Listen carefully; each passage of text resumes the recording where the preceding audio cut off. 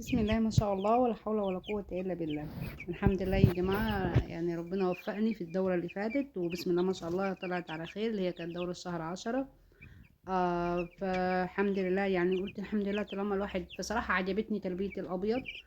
فحبيت إني أوسعهم شوية أو أكترهم شوية، يعني هيبقى منهم بإذن الله كده، هيطلع لرمضان وهيبقى منهم جزء كبير استثمار، ربنا بس إن شاء الله يطلعها على خير.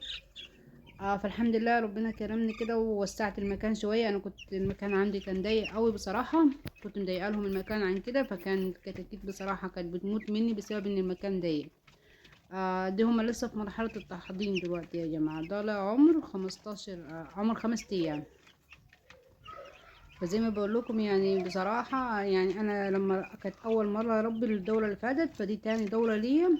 بس يعني ان شاء الله باذن الله الموضوع مش هيبقى بس للبيت، هيبقى ان شاء الله يعني دول جزء كبير منهم هيبقى استثمار. اللهم صل على سيدنا محمد. يعني اهو بنسلي نفسنا فيهم شويه كده، فان شاء الله ربنا يكرمنا فيهم يا جماعه. اللهم صل على سيدنا محمد. طبعا انا وسعت لهم مكان على قد ما اقدر، لان لما كان المكان ضيق بصراحه كان بيتفعصوا وما كانوش عارفين ياكلوا ولا عارفين يشربوا. فكنت لازم بصراحه اكبر شويه المكان، فزي ما انتوا شايفين كده ان دي كميه كبيره، يعني مش كميه قليله. اللهم صل على سيدنا محمد وعلى اله وصحبه وسلم.